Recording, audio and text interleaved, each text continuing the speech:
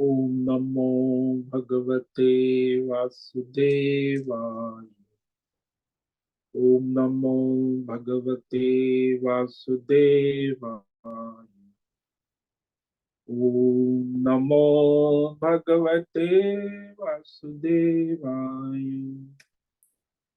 ओम नमो भगवते वासुदेवाय। ओम नमो भगवते वासुदेवाय। ओम नमो भगवते वासुदेवाय। ओम नमो भगवते वासुदेवाय। ओम नमो भगवते वासुदेवाय। ओम नमो भगवते वासुदेवाय। ओम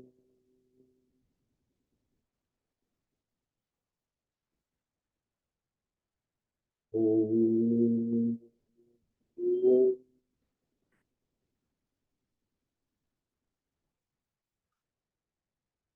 ओम।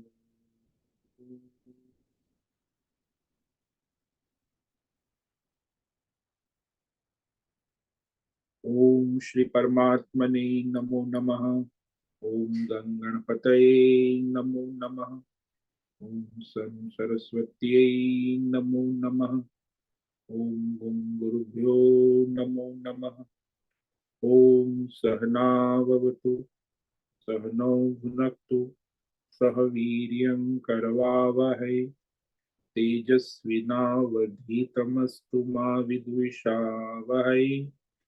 ओम शांति शांति शांति। सदाशिवसमारम्भां शङ्कराचार्यमध्यमाम् अस्मदाचार्यपर्यन्तां वन्दे गुरुपरम्परां। वन्दे गुरुपरम्पराम्। ॐ पार्थाय प्रतिबोधितां भगवता नारायणेन स्वयं व्यासेन ग्रथितां पुराणम् मध्ये महाभारत अद्वैतामृतवर्षिणीं भगवतीम् अष्टादशाध्यायिनीम् अम्ब त्वामनुसन्दधामि भगवद्गीते भवद्वेषिणि। वसुदेवसुतं देवं कंसचाणूरमर्दनं देवकी परमानन्दं कृष्णं वन्दे जगद्गुरुं। नमस्ते परमं ब्रह्म सच्चिदानन्दरूपाय निर्गुणाय नमस्तुभ्यं ओंकाराय नमो नमः। सर्वे दुर्गाणि तरन्तु सर्वे भद्राणि पश्यन्तु सर्वे सद्बुद्धिमाप्नोतु सर्वे सर्वत्र नन्दतु। ओम तत्सत। ओम ओम ओम। आप सभी ऑनलाइन नेटवर्क पर उपस्थित भगवद गीता श्रवण साधकों को आज प्रातः का अभिवादन अभिनंदन अभिवंदन। हरि ओम हरि ओम हरि ओम। हम सबको आज का यह दिव्य दिन तन मन धन जन देश काल विषय वस्तु परिस्थिति अवस्थाएं अध्यात्म भौतिक दैवी व्यष्टि समष्टि क्षेत्र सभी को अपने अपने पूर्व में अनंत जन्मों में किए हुए संचित पाप पुण्य धर्म अधर्म मिश्र कर्मों के पके हुए फलस्वरूप वर्तमान में आज सभी को अपने अपने प्रारब्ध अनुसार परमेश्वरी अचिंत्य योग माया के माध्यम से प्रसाद स्वरूप में प्राप्त हुआ है। अतः आज का यह दिव्य दिन परमार्थ हेतु निष्काम सेवा यज्ञ देव यज्ञ ऋषि यज्ञ पितृ यज्ञ मानवता यज्ञ भूत प्राणी यज्ञ सात्विक दान शारीरिक वाचिक मानसिक तप निष्काम कर्म योग ध्यान योग भक्ति योग ज्ञान योग साधना स्वाध्याय वेद शास्त्रों का अध्ययन अध्यापन उपासना आराधना के लिए समर्पित करे और कराए। अत्यंत दुर्लभ मनुष्य जीवन की प्रत्येक क्षण परमार्थ हेतु सार्थक करे और कराए। आज विक्रम संवत 2081 मार्गशीर्ष मास शुक्ल पक्ष धनुर्मास का प्रथमा तिथि है। ये कल सुबह 4:08 तक। ज्येष्ठा नक्षत्र है अभी दोपहर 11:04 तक। उसके बाद मूल नक्षत्र लगता है। आज है बुधवार और यहाँ शीत ऋतु, हेमंत ऋतु प्रारंभ हो चुकी है। रात्रि का न्यूनतम तापमान 3 डिग्री रहा और अभी 7 बजे 60 डिग्री तापमान है और दिन का अधिकतम तापमान 20 डिग्री। सूर्य नारायण आने के बाद दोपहर 12 बजे 20 डिग्री तापमान। वायु की गति 5-10 किलोमीटर/घंटा चल रही है। गंगा जी का निर्मल प्रवाह प्रवाहित हो रहा है।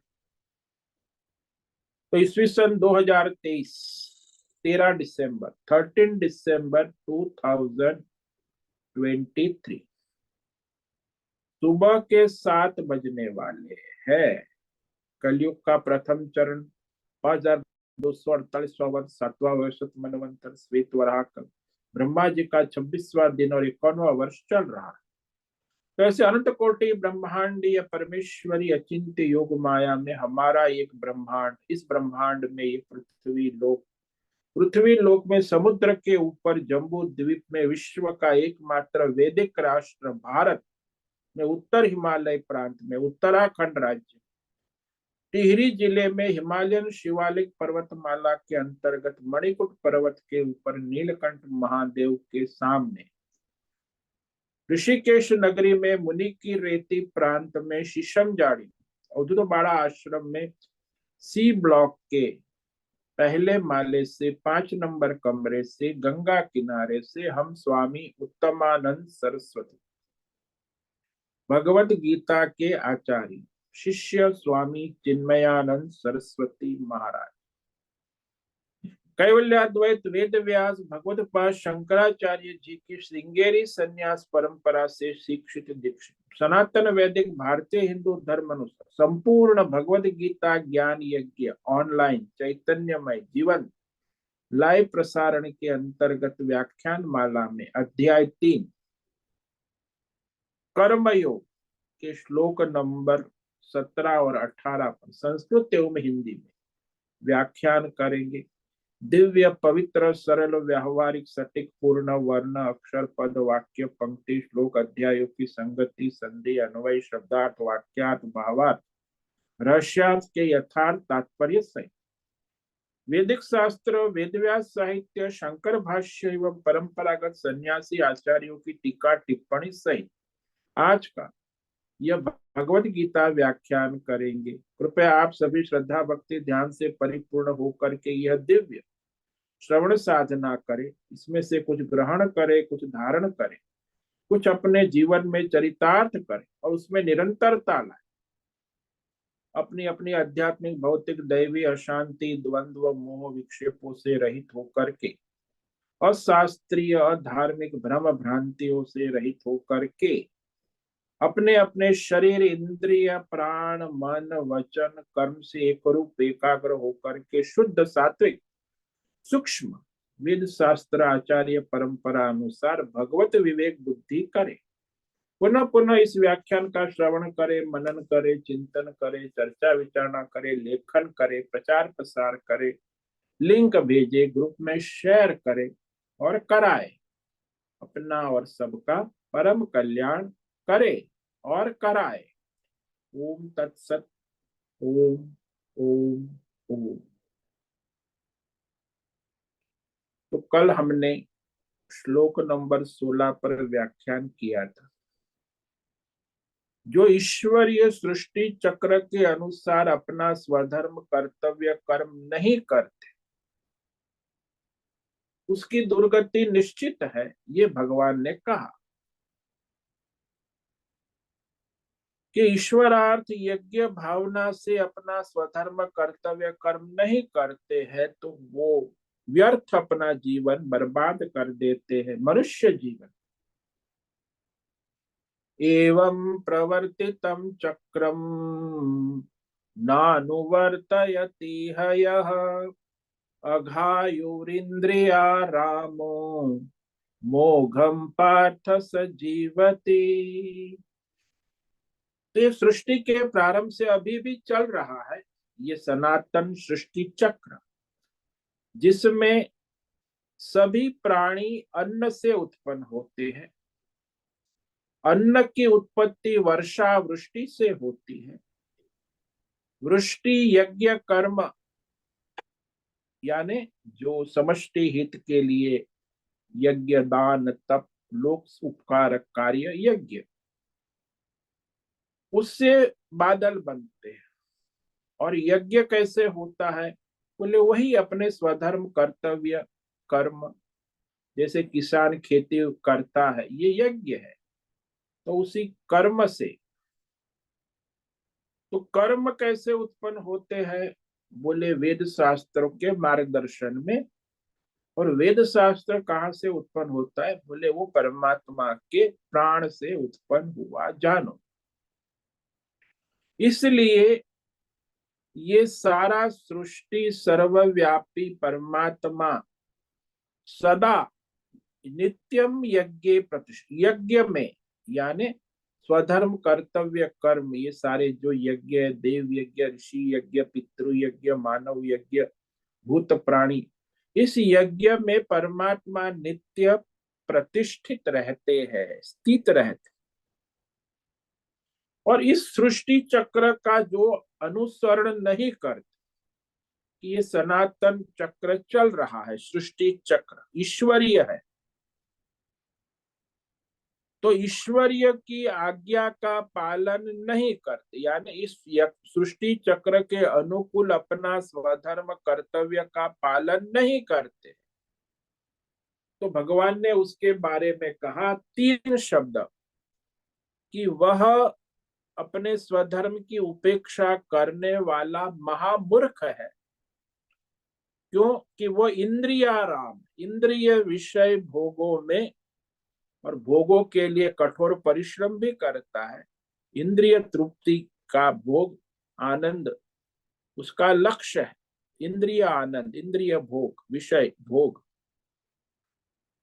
और उसमें उसकी आसक्ति भी होती है, बड़ी ममता होती है। और वह जीवन कैसा जीता है? अघायु, अधर्म पापमय जीवन जीता है, भोगमय जीवन है वो, पापमय। तो भोग और संग्रह करता है, मतलब पूर्णतः पापमय जीवन जीता है। और उसका जीवन कैसा है? मोघम जीवती, व्यर्थ जीवन, कष्टमय जीवन जीता है। व्यर्थ जीवन कष्टमय भी होता है। ये लोग कोई स्वस्थ और मस्त नहीं रहते, बहुत सारे शारीरिक, मानसिक, सामाजिक, आर्थिक कष्ट भोगते हैं। ये कष्ट सारे उनके अपने पाप कर्मों से ही भोगते हैं। तो इस तरह जीवन उनका कष्टमय, पापमय, निष्फल, बेकार, व्यर्थ चला जाता है। भगवान भी खेद व्यक्त करते हैं कि अरे इतना दिव्य मनुष्य जीवन मिला, वो भी इसी बस भोग में। ये तो पशु योनि में भी इंद्रिय भोग सारे होते, तो न यज्ञ किया, न दान किया, न तप किया, न धर्म किया, तो बस भोग में जीवन पूरा हो, भोगमय हो। तो यह कहने के बाद अब भगवान आगे 2 श्लोक में जो परमात्मा के आत्मज्ञान योग में स्थित हो चुके, यानी आत्मज्ञान, तो उस आत्मज्ञानी के लक्षण कहते हैं, सन्यासी होता है वही आत्मज्ञानी होता है। तो उस आत्मज्ञानी के लक्षण आगे 2 श्लोक में कहते, उस आत्मज्ञानी सन्यासी को इस संसार में कोई प्रयोजन नहीं है, क्योंकि वो अपने आत्म स्वरूप में मस्त हो चुके हैं, पूर्ण हो चुके। तो ये कहते हैं आगे के श्लोक में, आत्मज्ञानी के लिए कर्तव्य का अभाव। यस्त्वात्मरतिरेव स्यात् आत्मतृप्तश्च मानवः आत्मन्येव च सन्तुष्ट तस्य कार्यं न विद्यते। यतो आत्मरति एव स्यात् आत्मतृप्तश्च मानवः आत्मनि एव संतुष्ट तस्य कार्यम न विद्यते। जो सन्यासी है आत्मज्ञानी, या मानव शब्द जो है ना, वो सन्यासी आत्मज्ञानी के कि जो भी कोई मानव महामानव है, आत्मज्ञानी है, सन्यासी है, वह आत्मरति, आत्मा में रमण करने वाला, आत्मा में प्रीति करने वाला, रति का मतलब प्रीति होता, प्रिय। फिर कहा आत्म तृप्त, अपने आत्म स्वरूप में तृप्त रहता, और आत्मनि एव संतुष्ट, अपने आत्म स्वरूप में ही संतुष्ट होता है। ऐसे आत्मज्ञानी सन्यासी के लिए इस संसार में तस्य कार्यम न विद्यते, करने योग्य कोई कर्तव्य बाकी नहीं रहता, न सकाम न निष्काम कोई कर्तव्य बाकी नहीं रहता। वो आत्मा में प्रसन्न रहते हैं, उसे कोई प्रयोजन नहीं है कर्म करने या न करने। अभी यहाँ तीन बात कहिए जो मनुष्य आत्मा में रति, आत्म तृप्त और आत्मनि एव संतुष्ट। मनुष्य भी संसार में भौतिक विषयों में उसकी रति होती है, यानी प्रिय वृत्ति होती, ये मुझे पसंद है, ये प्रिय वृत्ति है। तो जो विषय उसे पसंद आता है उसे प्राप्त करने की कोशिश करता है, तो प्राप्त करने की कोशिश और प्राप्त करके उसे तृप्त होता है, तो उस भौतिक विषयों से फिर तृप्त होकर बाद में संतुष्ट भी हो जाता है। तो जो संसारी मनुष्य है, अज्ञानी है, उसकी रति कहाँ होती है, उसको प्रिय क्या है, विषय आसक्त, संसार में जो रति होती है, इंद्रियों के विषय भोग, और इंद्रिय विषय भोग से उसे तृप्ति भी होती है, खाना पीना भोग सेक्स करेगा तो तृप्त होगा, और फिर संतुष्टि होते कि मेरे पास बहुत कुछ भोग है, आगे भी करूंगा तो मकान मोटर गाड़ी बंगला पुत्र परिवार धन संपत्ति यश कीर्ति सत्ता, इससे उसे संतुष्टि भी होती कि हाँ मेरे पास बहुत कुछ है। लेकिन आत्मज्ञान की मानसिक स्थिति कुछ अलग प्रकार की, अज्ञानी को तो रति तृप्ति स्तुति भौतिक इंद्रिय विषय भोगों में होती है, लेकिन आत्मज्ञानी सन्यासी है तो वह अपने आत्म स्वरूप परमात्मा में ही स्थित।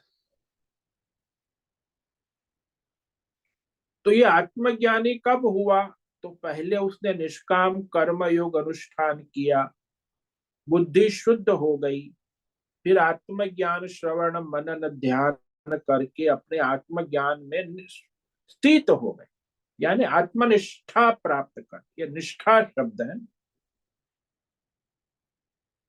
तो वह उसे फिर संसार में कोई इंद्रिय विषय भोगों में कोई कर्तव्य नहीं रहता।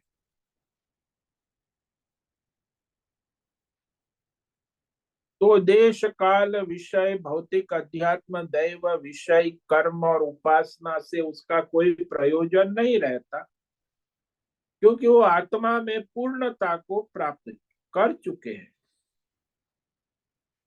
तो ये सांसारिक सभी आध्यात्मिक भौतिक दैवी कामना और कर्म को छोड़ चुके हैं, और वह अपने आत्म स्वरूप में संतुष्ट है, स्वस्थ है, तृप्त है।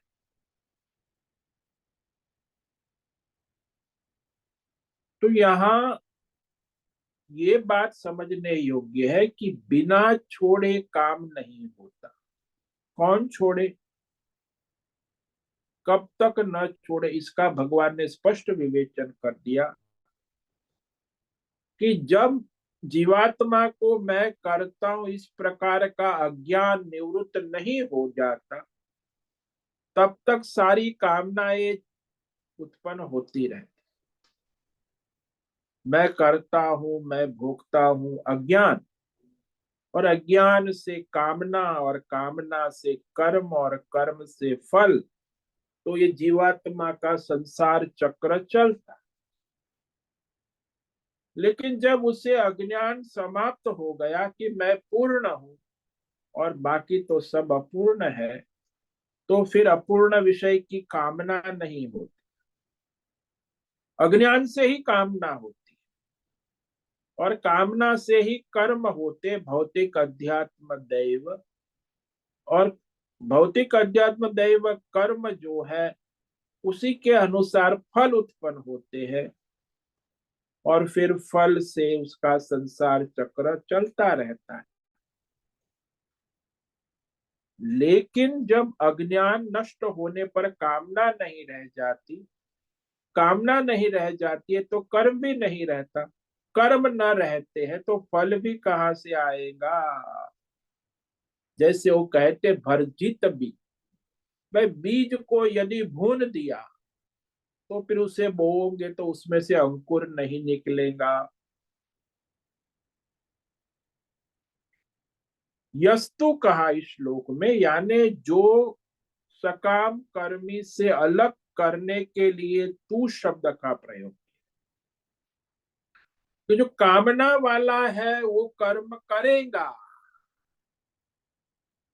और वो कर्म क्या भोग करके सुखी दुखी भी होगा, और जन्म मरण के चक्कर में भी घूमेगा, क्योंकि कामना से कर्म और कर्म से फल, और ये सारा चक्र जो है उसका मूल केंद्र बिंदु अज्ञान है, अविवेक है कि मैं अपूर्ण हूं, मुझे इससे पूर्णता प्राप्त होगी। लेकिन वो सारे विषय जिसके पीछे वो दौड़ रहा है वो अपूर्ण है, उसमें पूर्णता नाम की कोई चीज है ही नहीं। इंद्रिय विषय भोग सब अपूर्ण है।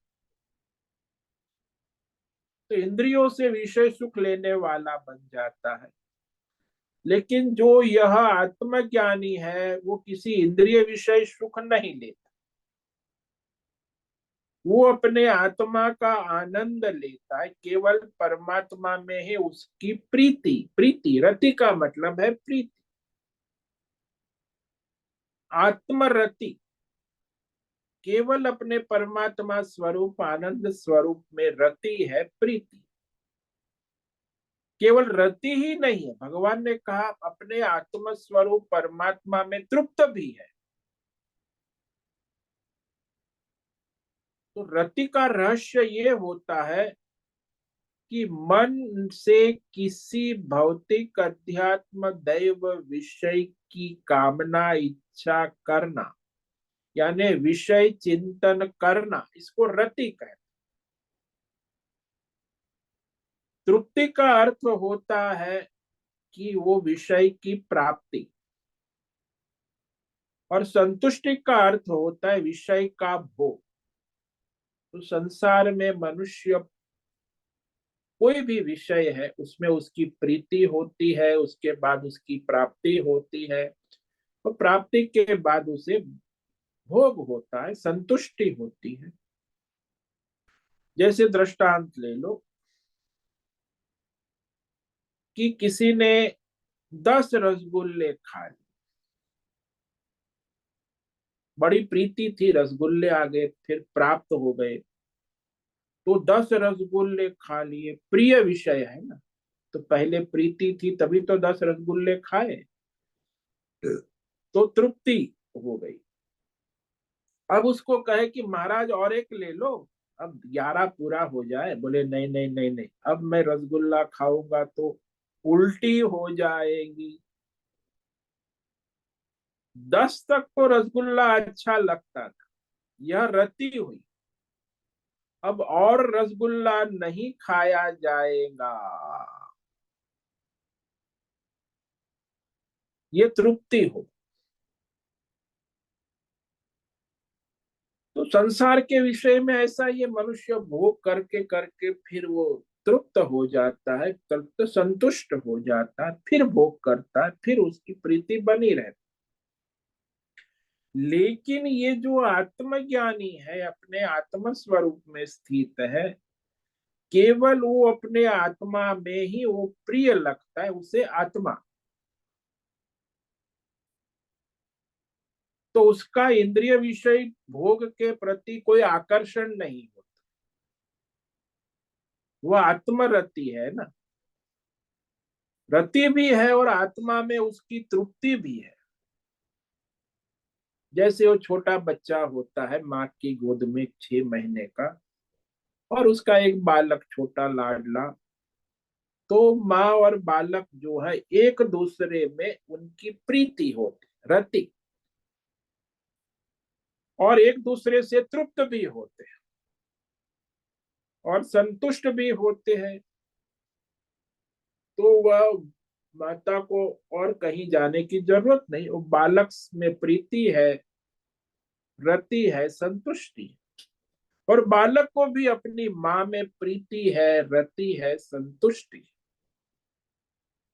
ठीक वैसे आत्मज्ञानी को अपने परमात्मा में संतुष्टि है, प्रीति है, रति है। ठीक वैसे ही जैसे बालक माँ से संतुष्ट रहता है, जैसे भी रखे भाई, माँ गरीब है, झोपड़ी में रहती है, तो पुराने फटे कपड़े पहना दिए, कुछ रूखा सूखा खिला दिया, तो 6 महीने का बालक माँ से संतुष्ट रहता। या माँ बड़ी राजकुमारी है, तो भाई राजकुमार है तो उसके ठाठ माठ, तो भी बालक संतुष्ट। 6 महीने के बालक को कोई राग द्वेष नहीं, जो भी मिल गया, उसकी माँ में प्रीति है, माँ में रति है, माँ में संतुष्ट। माँ की भी उस बालक में प्रीति है, रति है और संतुष्ट, दोनों परस्पर एक दूसरे से संतुष्ट। तो उसी तरह आत्मज्ञानी जो है वह भी अपने परमात्मा में संतुष्ट रहता है, उसकी परमात्मा में रति होती है और उसकी परमात्मा में तृप्ति होती। कोई विषय मिले या ना मिले, परमात्मा जैसे रखे वैसे रहते। हालांकि जो अज्ञानी मनुष्य है वो अपने प्रिय विषय मिलने से प्रसन्न होता है, फिर उससे तृप्त भी होता है और संतुष्ट भी होता है।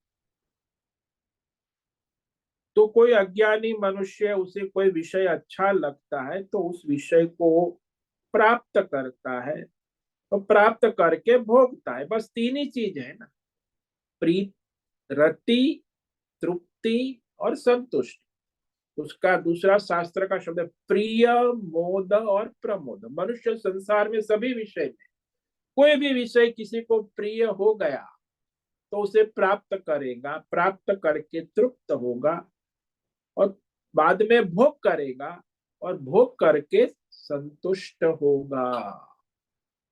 कोई भी विषय का यही प्रिय, मोद, प्रमोद, रति, तृप्ति और संतुष्टि संसार के विषय में मनुष्यों की देखी गई। लेकिन ये तो आत्म तृप्त है।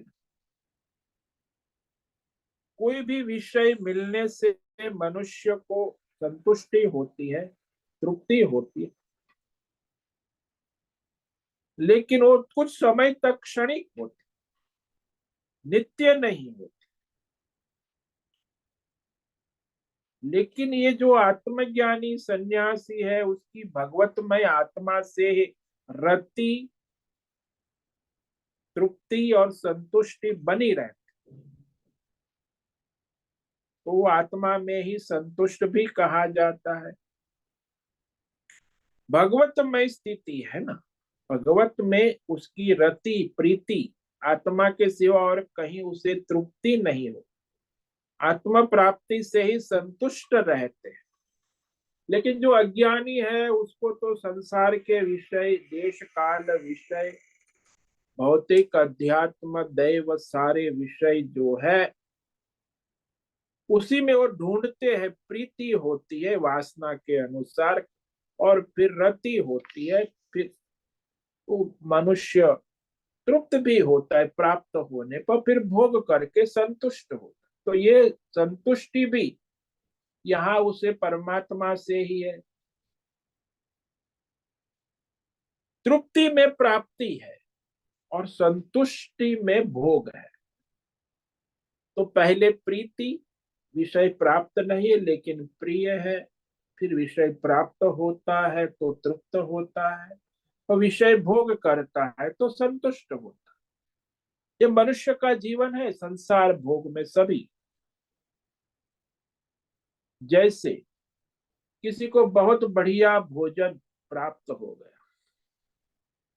बोले आज तो बढ़िया भोजन था, बहुत कुछ आइटम थी, लेकिन उसमें यदि पापड़ हो जाते तो मजा आ जाता, यानी कि पापड़ होता तो और अच्छा होता।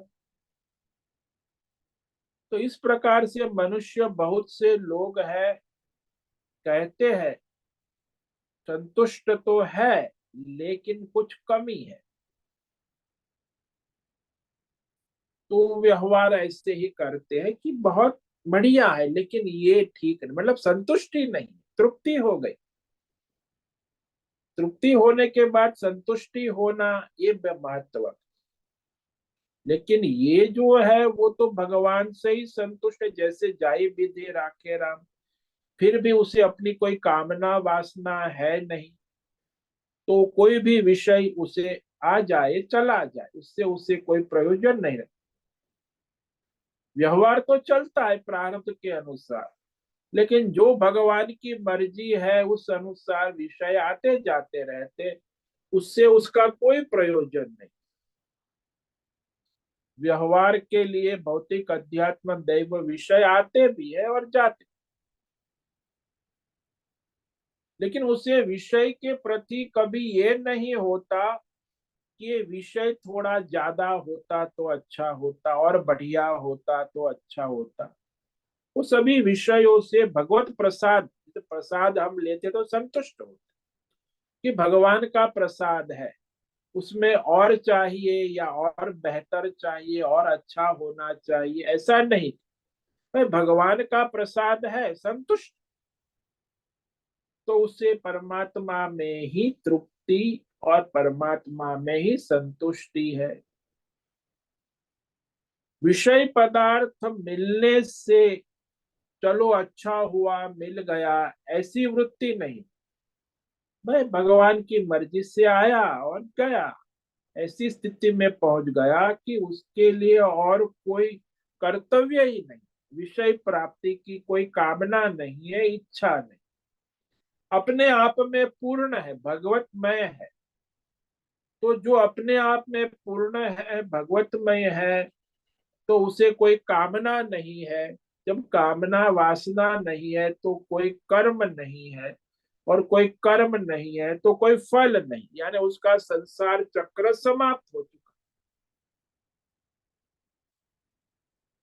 आत्मज्ञान की निष्ठा से अतिरिक्त और कोई कर्तव्य नहीं। एक ही कर्तव्य शास्त्रों में आचार्य ने कहा कि भगवत निष्ठा कोई कार्य नहीं है, क्योंकि उसका तात्पर्य है कि जीवन में यदि किसी निमित्त से वो विषय चिंतन में, विषय भोग में ला, तो फिर वो विषय भोग से हट कर अपनी भगवत निष्ठा की स्थिति में बने रहे, यही उसका कर्तव्य। कभी विचलित हो गया परिस्थिति के कारण, तो वो भगवत निष्ठा बनाए रखना ही उसका कर्तव्य। और विषय कोई आ गए, भौतिक अध्यात्म देख तूफान आ गया, प्रारब्ध आ गया, लेकिन वह भगवत निष्ठा में ही बना रहे। जैसे दृष्टांत ले लो कि वो पतिव्रता नारी है, उसकी अपने पति में निष्ठा है, उसमें कोई परिस्थितियां ऐसी आ जाती है तो उसकी निष्ठा डगमगा जाती, फिर भी वो अपनी निष्ठा को बनाए रखती कि चलो भाई मेरा विवाह हो गया, अब जीना मरना यहाँ, इसके सिवा जाना कहाँ। तो फिर वो अपनी निष्ठा फिर बना लेती और डगमगा जाती है, फिर बना लेती है कि पतिव्रता है। ऐसे ये आत्मज्ञानी है, उसकी भी कभी कभी निष्ठा डगमगा जाती है, तो फिर वो अपनी निष्ठा में, यही उसका कर्तव्य, अपने निष्ठा को बनाए रखे। भगवत निष्ठा से विचलित कभी हो जाता है, ऐसी परिस्थितियां प्रारब्ध होता है, किंतु वो अपने निष्ठा को बनाए रखते हैं। तो रति तुप्ति और संतुष्टि वो उसकी स्वाधीन है, पराधीन नहीं। अपने आत्मा से, परमात्मा से संतुष्ट। और वो जो है अज्ञानी, उसकी रति तृप्ति और संतुष्टि पराधीन है, भौतिक अध्यात्म दय विषय संसार के अधीन है, उसकी गुलामी है, पराधीन। और ये उसके अधीन नहीं है, वो स्वतंत्र है, जो आता है जाता है प्रारब्ध के अनुसार। तो आत्मज्ञानी के लिए कोई कर्तव्य नहीं रहता। तस्य कार्यम न विद्यते, करने योग्य पाने योग्य कोई कामना ही नहीं। जब कोई कामना ही नहीं है तो फिर शरीर निर्वाह के लिए जो है भिक्षा भोजन और हरि भजन, कहते हैं बस दो ही काम है साधु का, सन्यासी का, आत्मा क्या, भिक्षा भोजन कर ले टाइम से और भगवान का भजन कर ले। और कोई कर्तव्य संसार में है ही नहीं, क्योंकि भगवतमय जीवन है। तो आत्मज्ञानी के लिए कर्तव्य कोई नहीं शेष रहता। इसी का विस्तार आगे के श्लोक में करते हैं कि वह कर्म करने न करने में आत्मज्ञानी सन्यासी का कोई प्रयोजन नहीं है। करे तो भी वाह वाह, न करे तो भी वाह। उसे कोई कर्म का बंधन नहीं है, कोई कर्तव्य नहीं है। जैसे कोई स्वयं सेवा करता है तो स्वयं सेवक है, करे तो भी ठीक है, ना करे तो, उसे कोई ड्यूटी नहीं। कर्मचारी है, उसे तो ड्यूटी है कि भाई आपको अपना 8 से 5 बजे तक अपना रसोई घर में काम करना है। लेकिन वो सेवा देने आ रहा है, उससे कोई कर्तव्य नहीं। वो आएगा, बैठेगा, सेवा करेगा, चला जाए। तो करने न करने में कोई प्रयोजन नहीं, स्वयं सेवक है। वैसे ही आत्मज्ञानी स्वयं भगवतमय है, तो उसके इस संसार में कोई भी व्यष्टि समष्टि कर्म करने और न करने में कोई प्रयोजन नहीं रहता, क्योंकि वो भगवतमय हो चुका। तो ये आगे के श्लोक में कहते हैं, नैव तस्य कृते नार्थो ना कृते नेह कश्चन न चास्य सर्वभूतेषु कश्चिदर्थ व्यपाश्रयः। अब वो जो आत्मज्ञानी है, सन्यासी है, भगवतमय हो चुके, तो इस संसार में भौतिक अध्यात्म दैव विश्व में यहाँ उसका न कृते न कश्चन अर्थ, कर्म को न करने से कोई प्रयोजन नहीं रहता, और कर्म करने से भी कोई प्रयोजन नहीं। करे तो भी वाह वाह, न करे तो भी वाह। अकृते न एव, कर्म न करने से भी कोई प्रयोजन नहीं रहता। क्यों? क्योंकि उसका संसार में सभी प्राणियों से कोई भी स्वार्थ का संबंध नहीं रहा। यानी परमार्थ, सबके साथ परमार्थ का संबंध है। कोई सांसारिक संबंध, स्वार्थ का संबंध नहीं रहता, सबके साथ वो भगवत भाव से रहता है। अर्थ व्यपाश्रय न,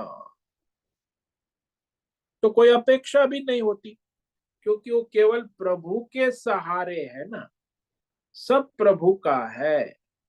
तो सभी प्राणी भौतिक अध्यात्म दैव संसार के साथ उसका व्यवहार कोई स्वार्थ का संबंध, परमार्थ भगवतमय संबंध रहता है, भगवत अनुसार चलता है। तो इस तरह अर्थ व्यपाश्रय का मतलब है स्वार्थ, कोई स्वार्थ नहीं, कि फल विशेष या क्रिया साध्य कोई व्यक्ति विशेष का आश्रय नहीं लेता है, भगवान का आश्रय लेता है। उसे पता है कि ये संसार में जो है सब भगवान का ही है, तो मैं भी भगवान का हूँ, मेरा कुछ है नहीं, मेरा जो है वो भी सब भगवान का, और ये संसार भी सब भगवान। परमार्थ दृष्टि से उसका कहीं स्वार्थ और आकांक्षा नहीं रहती, तो न मेरा तेरा करता है न अपना पराया, तो सब भगवान का है, मैं भी भगवान का हूँ। तो इसमें क्या हिसाब किताब, क्या लेना देना, क्या आना जाना, क्या पाना खोना, सब भगवान है। तो इस तरह वह नैव तस्य कृतेनार्थ न कृतेन कश्चन न चास्य सर्वभूतेषु कश्चित अर्थ। क्योंकि वह जो परमात्मा में रति है, तृप्ति है और संतुष्टि है, ऐसे आत्मज्ञानी मनुष्य को संसार में, इस भौतिक अध्यात्म दैव संसार में कोई अपेक्षा नहीं रहती, कोई प्रयोजन सिद्ध करना नहीं होता, न ही कोई सकाम कर्म या निष्काम कर्म का प्रयोजन भी नहीं रहता। तो कर्म करने से उसे कोई लाभ नहीं है, न करने से कोई हानि नहीं है। क्योंकि संसार में जो भी कुछ है, भौतिक अध्यात्म दैव, सभी में इसका कोई प्रयोजन ही नहीं कि जिसके सहारे उसका कोई प्रयोजन सिद्ध हो। अपेक्षा ही नहीं, उपेक्षा भी नहीं है, तो वह उसका कोई प्रयोजन किसी के द्वारा सिद्ध नहीं होता। उसका तो एक ही प्रयोजन है, भगवत भाव, भगवान से जुड़ा है, आत्मरति का ना। तो वर्तमान में करने से, पूर्व में किए हुए करने से कोई प्रयोजन नहीं। पूर्व में किया हो, किया तो भगवान को अर्पण हो गया, वर्तमान में भगवान को समर्पित भाव से अपना जो प्रारब्ध है उस अनुसार कर्म हो जाता है, वो करता भी नहीं। वर्तमान में कर्म करने से या पूर्व में किए हुए कर्म से उसका कोई प्रयोजन अपेक्षा नहीं रहती। और ये अज्ञानी के विषय में ऐसा है कि वो ये नियम अज्ञानी के लिए कि वो प्रयोजन के बिना कुछ कर ही नहीं सकता। प्रयोजन को सामने रखे बिना जो मूर्ख अज्ञानी कुछ कर्म नहीं करता है, चाहे कितना भी मूर्ख हो, वो प्रयोजन से ही करेगा। कोई काम करेगा तो प्रयोजन जरूर होगा। उसे कहेंगे अरे तू बीड़ी क्यों पी रहा है इतनी, बोले ठंडी है, अब भाग जाएगी, मैं धुआं निकालूंगा तो ठंडी भी भाग जाएगी। तो उसका प्रयोजन है बीड़ी पीने का कि ठंडी भाग जाएगी। तो मूर्ख है, उसे ठंडी बीड़ी से भागती नहीं है, लेकिन उसको भ्रम है, प्रयोजन है। ऐसे ही संसार में मनुष्य जो भी है, अज्ञानी है, वो कोई भी कार्य व्यष्टि समष्टि आध्यात्मिक भौतिक करता है तो प्रयोजन को सामने रखे बिना नहीं कर सकता। कोई काम करेगा तो किसी न किसी उद्देश्य से या किसी अपेक्षा से या किसी स्वार्थ से या किसी प्रयोजन से ही करेगा, चाहे सृष्टि हो, चाहे समष्टि कार्य हो, चाहे भौतिक हो, चाहे आध्यात्मिक हो, चाहे दैवी हो, चाहे पारमार्थिक हो। वो अज्ञानी है ना, उसका उद्देश्य किसी न किसी प्रयोजन से ही करेगा। लेकिन ये आत्मज्ञानी है, उसका उद्देश्य कोई भौतिक अध्यात्म दैव संसार नहीं है, उसका उद्देश्य केवल परमात्मा है और परमात्मा से जुड़ा हुआ है। तो नित्य उसे परमात्मा से जुड़े होने के कारण वह परमात्मा से संतुष्ट है, तृप्त है और उसी में रति है। तो घटता बढ़ता नहीं, उसका जो नित्य एक जैसा परमात्मा भी है ना। जैसे सूर्य है, समझ लो सूर्य उदय होता है तो सूर्य को क्या, सृष्टि से क्या लेना देना? सृष्टि उससे चलती है, लेकिन उसे पूछा कि भाई तुम सृष्टि को चला, तूने, मैं तो प्रकाशित हो रहा हूं, मेरा कोई प्रयोजन नहीं सृष्टि के साथ। वो चलती है, मेरे प्रकाश में चलती है, लेकिन मैं उससे कोई अपेक्षा नहीं करता। मेरा इस संसार से कोई प्रयोजन नहीं है, मेरा कोई उद्देश्य भी नहीं है, फिर भी मैं प्रकाशित, सूर्य नारायण है, प्रकाशित हो रहे हैं, सृष्टि से कोई अपेक्षा नहीं करता, कोई प्रयोजन भी। ठीक वैसे आत्मज्ञानी का, कि उसका कोई प्रयोजन सिद्ध नहीं हो सकता, भौतिक अध्ययन कर्म से प्राप्त होता है वो हमेशा। मनुष्य जो अज्ञानी सोचता है कि मुझे ये मिल जाएगा, भौतिक अध्यात्म दैवी सिद्धि, जो भी सिद्धि आए वो नश्वर है, उत्पत्ति स्थिति लय परिवर्तनशील है। संसार का कोई भी विषय परमात्मा के सिवा नित्य नहीं है, सब अनित्य है। भौतिक हो चाहे आध्यात्मिक सिद्धि हो, चाहे दैवी सिद्धि हो, प्रसिद्धि हो, ये विनाशशील होते। यह नियम है, सृष्टि का नियम ही है, परिवर्तनशील और विनाशशील। लेकिन मनुष्य उसी में लगा रहे, जो अविनाशी है उस पर उसकी दृष्टि नहीं जाए, आत्मज्ञानी है उसी में लगा रहे। तो वह मनुष्य जो है वह ज्ञानी है, आत्मा में स्थित है, तो उसका कोई प्रयोजन नहीं रहता इस लौकिक सांसारिक विषय या धार्मिक या पारमार्थिक कोई भी विषय में।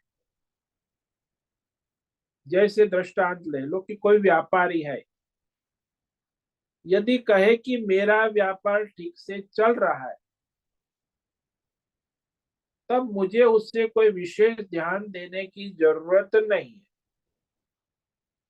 यदि वो लापरवाही करेगा तो थोड़े दिनों में उसका व्यापार ठप होने लगेगा।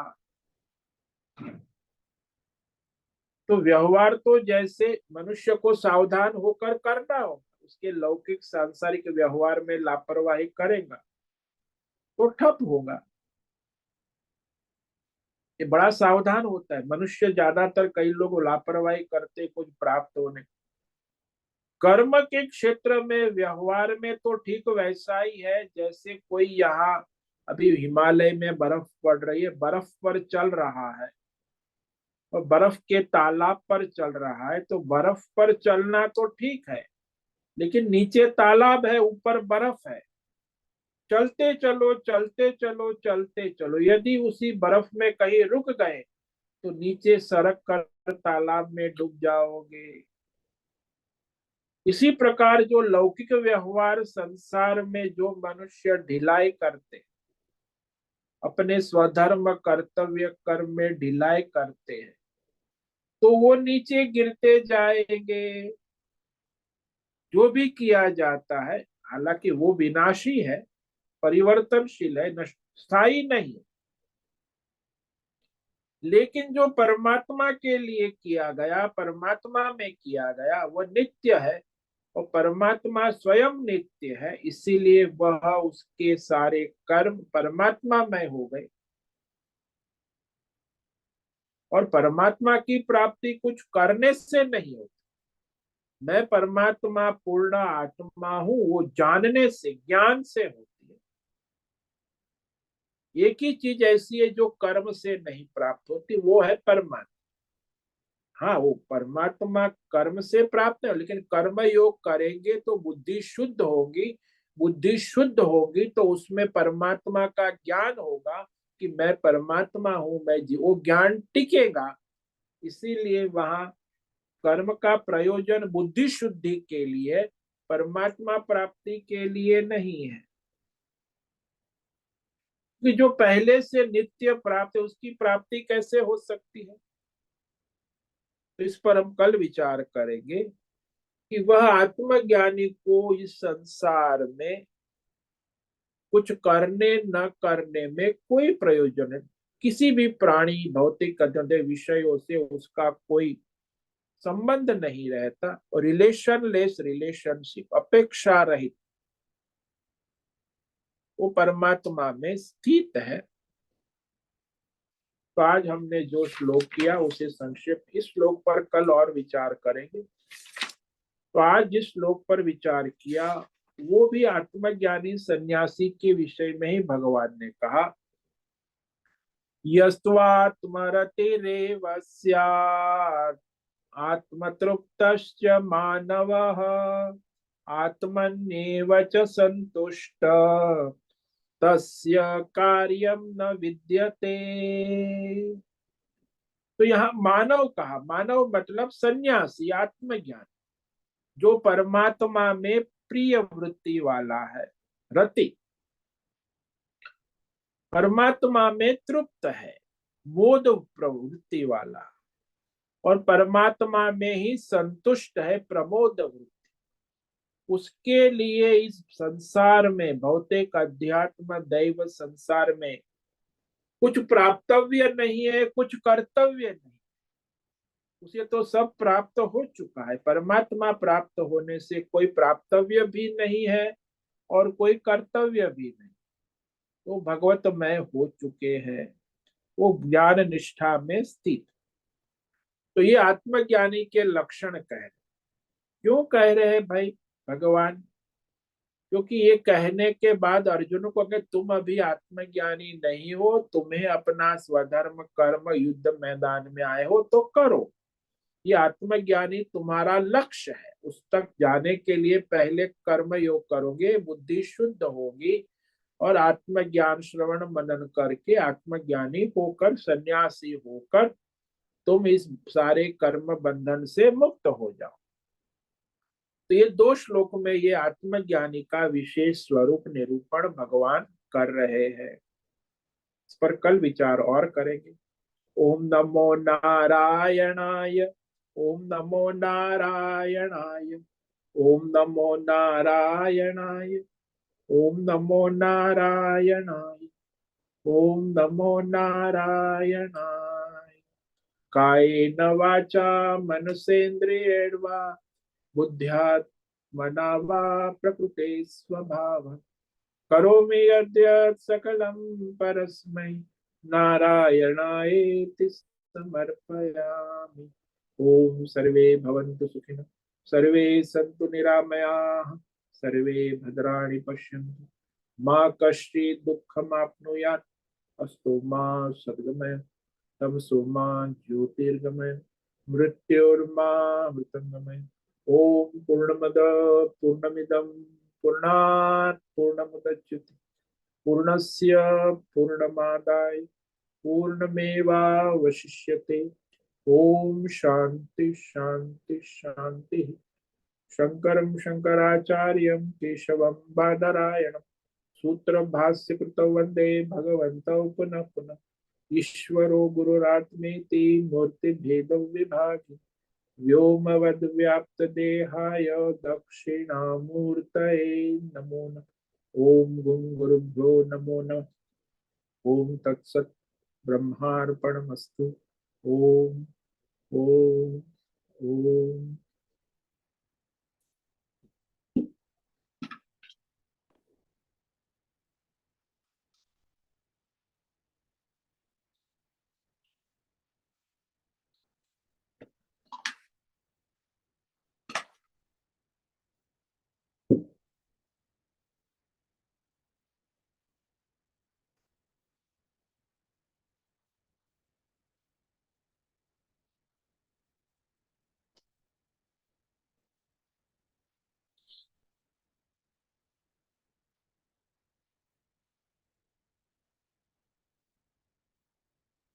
समय है, किसी साधक को कोई प्रश्न है अभी पूछ सकते हैं, प्रश्नोत्तरी का समय है।